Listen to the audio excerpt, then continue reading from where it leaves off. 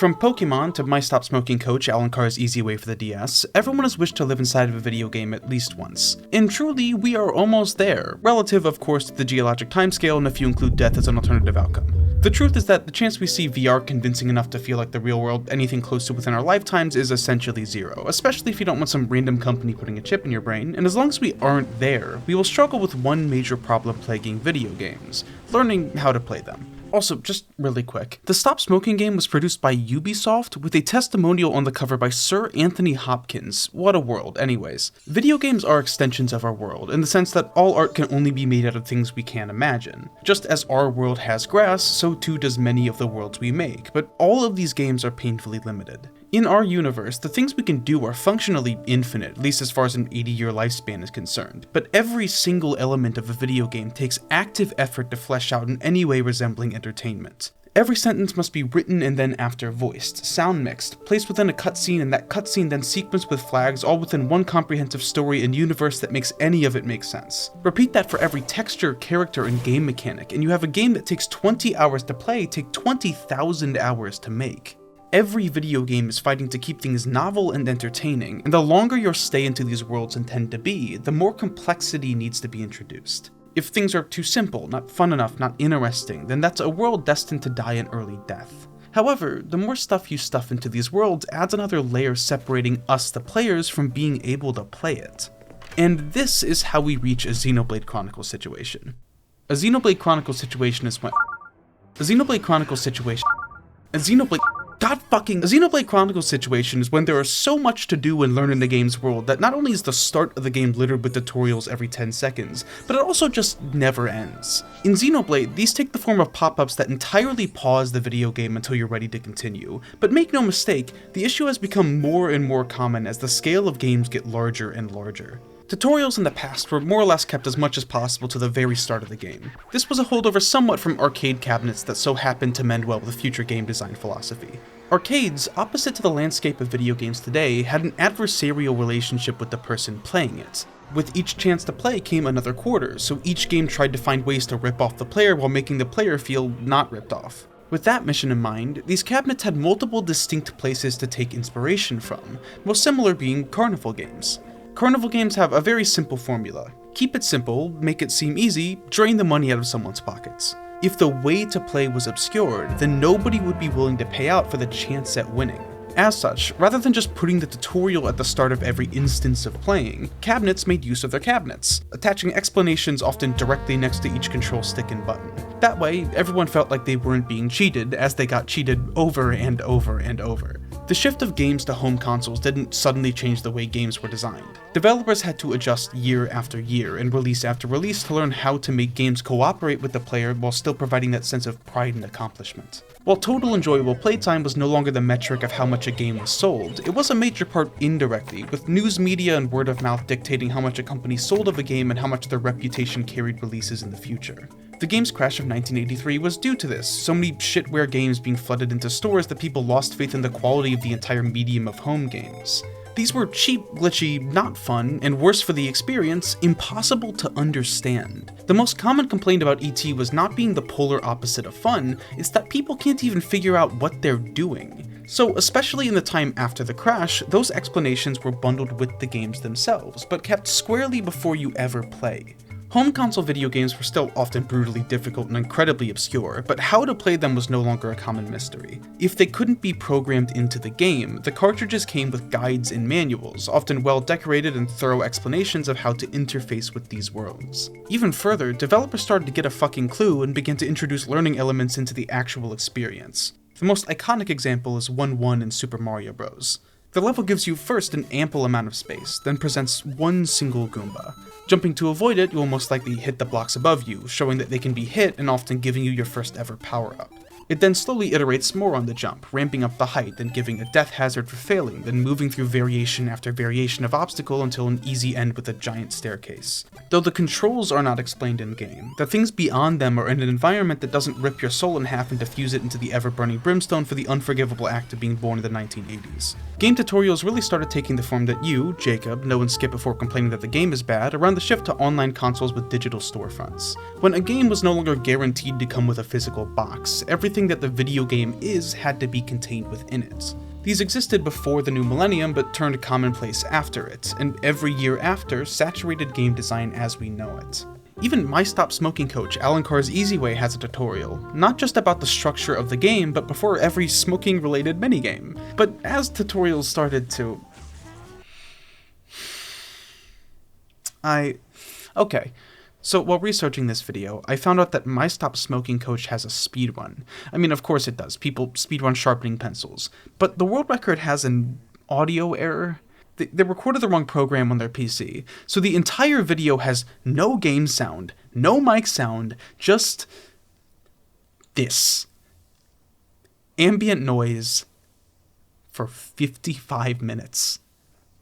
I watched the whole thing. I didn't need to, but I just stared at it.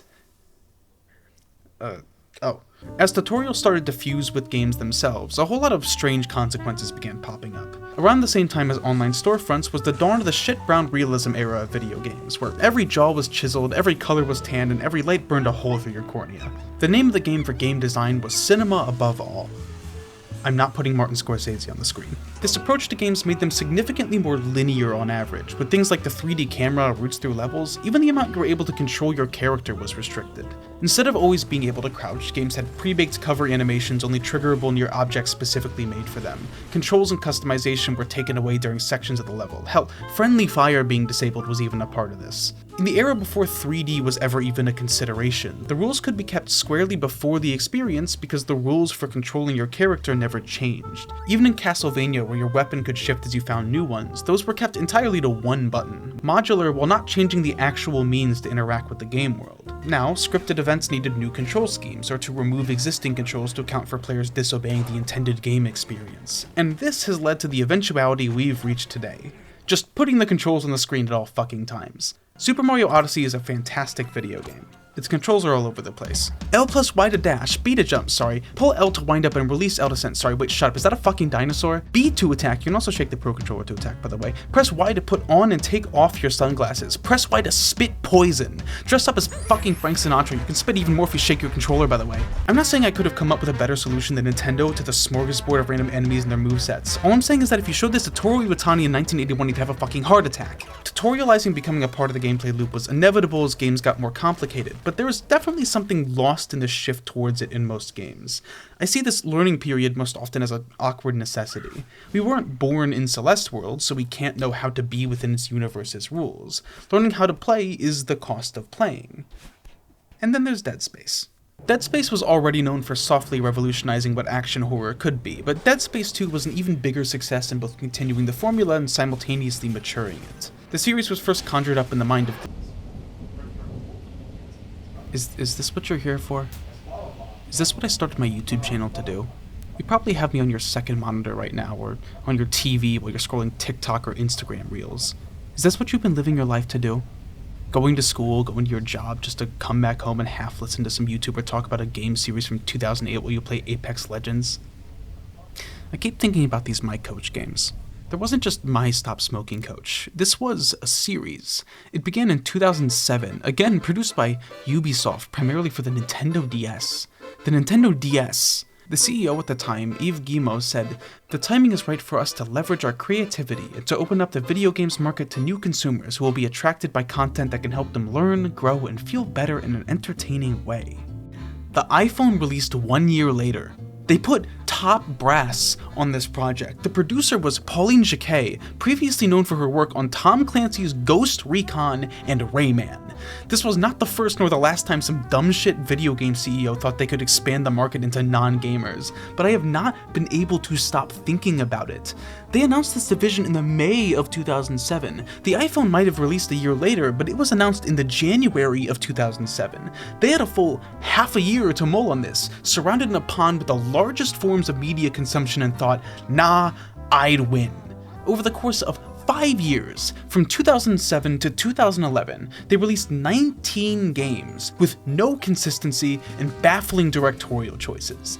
2008 is the year Dead Space came out. 2008 is also the year that the My Coach division of Ubisoft, headed by Pauline Jacquet, pumped out 9 entire video games. All of them were produced for the DS except the game that wasn't. That was My Fitness Coach, released only to the Wii, which was actually just a shameless reskin port of U Fitness, a game released to Xbox, PS2, and Windows. The re-release was not released to any of them. They also released some, but not all, of their games to the iPhone. In 2008, in no other year after did they even think to try it again. Only My Word Coach, My Weight Loss Coach, My Chinese Coach, and My Japanese Coach were given the grace of conquering new frontiers. Sadly, My SAT Coach and My Dog Coach, Understanding Your Dog with Cesar Millan, star of 2000's television show Dog Whisperer, were not given that same grace. Which is really odd, because they released between the start and end of the other 4. All of these games were, presumably, released in multiple languages. Why do I think that? Of course, because of their infamous release of Mi Experto de Alemán, a Spanish-only release of the game My German Coach, available in no other languages, really cornering the Spanish speaker looking to learn German who owned a DS in 2008 market. And just in time too, before Mind Your Language, Learn Deutsch released the very next year. Why? Why? Why? Why?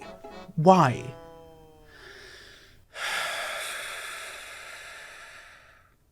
In Dead Space 2, the majority of the game functions off of the same unified set of controls. It is almost entirely a straightforward action horror game, except for the times where it suddenly isn't. For endearingly contrived reasons, bless their heart, Isaac, the main character, needs to self-operate a machine to cleanly stick a needle into his eye. For this scene and this scene only, you're playing a completely new video game, with absolutely no help to figure out what to do. You can maneuver the laser, see your heartbeat, and lower it closer and closer to your eye. Each commitment to lower the needle spiking your heart rate and making your eyes spasm out of fear. The game never tells you this, but if Isaac's heart rate ever goes higher than 100, it can never drop below 80, making it impossible to have an easy time. The distance you need to lower the needle is entirely pointless if you know the strategy. It becomes a solved game.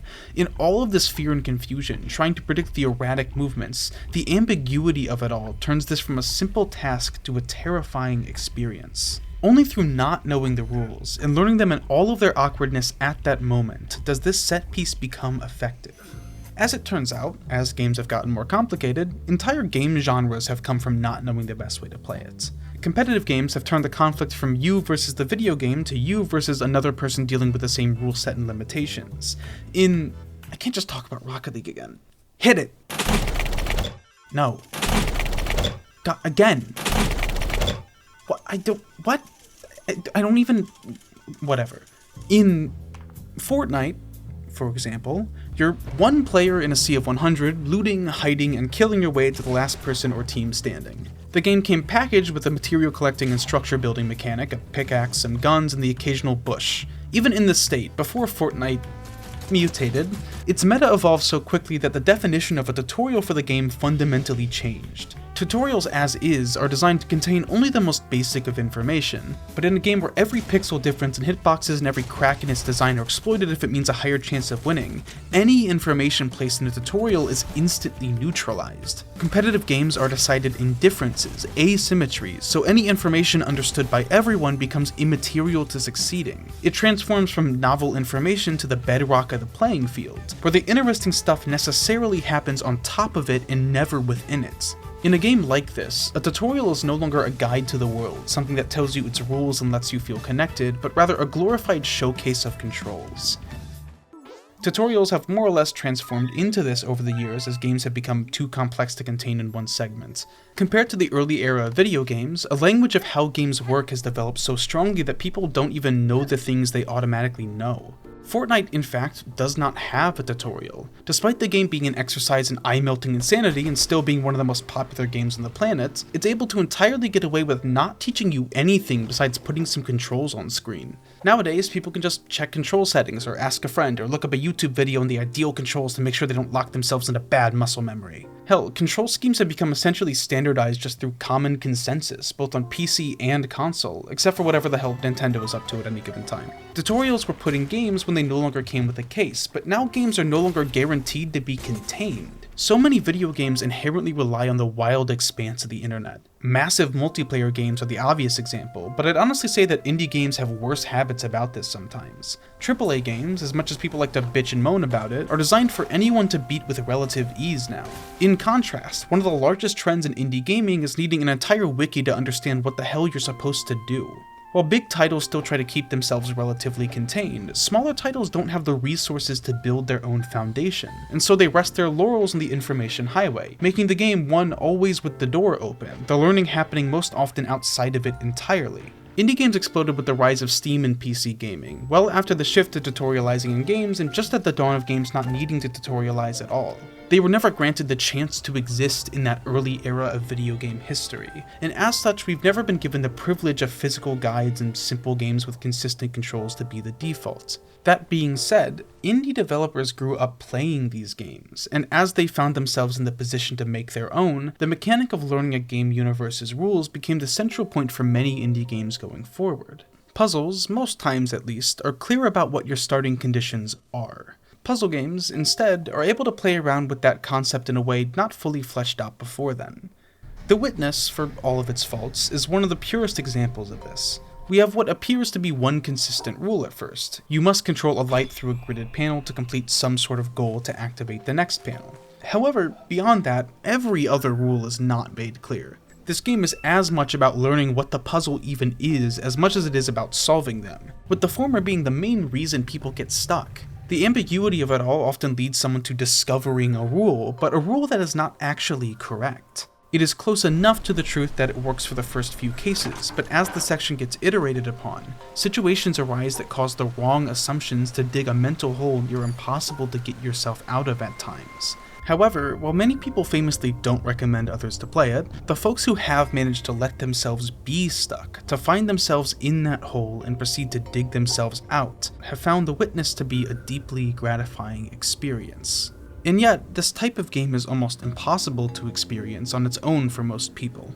If this was somehow made in the 90s, The Witness could be experienced as itself, but we do not live in the 90s.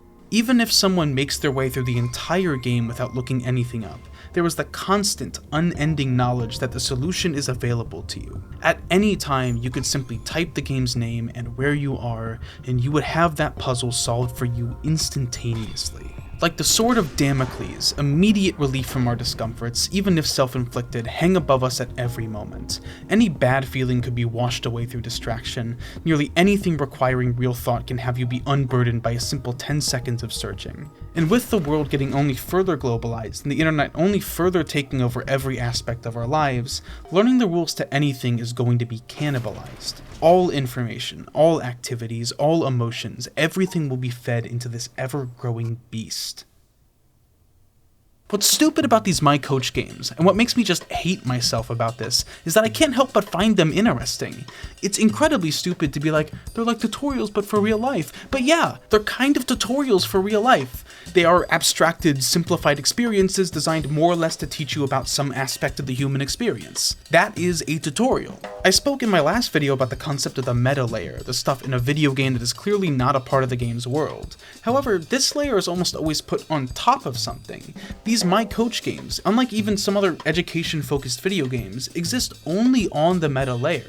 There is no video game world here, almost nothing present for us to sink into, to even learn the rules of. The entire purpose of these games, programmed by game developers, produced by a video game company, is to teach you the rules of real-life skills, something that has been done better by books, teachers, VHS video guides, audio tapes, hell, even YouTubers in the time since. These games, made to teach you things unrelated to video games on several $100 consoles trying to justify their own existence on them by shoddily stuffing half-baked brain-damaging minigames. What talent was wasted in the years this development team was trapped? How can millions of dollars be wasted at the whim of an idiotic initiative by an out-of-touch, middle-aged, sexual misconduct-suppressing CEO? What other inanities were slaved over by passionate artists in the interest of delusional initiatives and ego projects? The entire thing was a fucking mess. Ideas shotgunned in any random direction and dice rolled for the games would release to. Beyond 2008, when it was clear that this push was not working out like good old Guillemot thought up in his ivory tower, the output started slowing to a crawl. Games like My Fun Facts Coach shot holes in the most basic premise of what these games are even trying to be, with every sequel they made beyond Language Coach games eating shit the instant they released. The final game launched before it all came to an end was My Self-Defense Coach, a game fittingly released to the Xbox Kinect, another project combining budding technology and gaming in a way that utterly failed to be fun. But going back to My Stop Smoking Coach for just 1 second, these games could have been helpful. This game wasn't just making shit up as it went, it's based on a system by Alan Carr that has helped millions of people stop smoking. It's just that the reason it helped millions of people is that his guide was sold as a standalone book, one that could be mass-produced, donated to libraries, easily shared. The people making these games must have been aware that it could help others. The My Coach series is not made apathetically. It was just entirely unable to escape the premise of its creation. A deluded man seeing the horizon of the tech industry and trying to lazily shove his entertainment company into the mix. When the project was finally shut down, years after the peak of its mild initial success, there was one game still in development, one that was cancelled before release. And in a cosmic coincidence, a grand period to the end of this long, exasperated sigh, the game that was cancelled was not a fitness game, nor a language game, nor a game about random fun facts. The game that was cancelled was My Life Coach. Like Icarus, flying too close to the sun, blessed with more money than God. After conquering both body and mind, Guillemot set his ego not to light the void housed deep within his soul, but to forge a tutorial to life itself. Exclusively for the Nintendo DS. Endorsed by Sir Anthony Hopkins.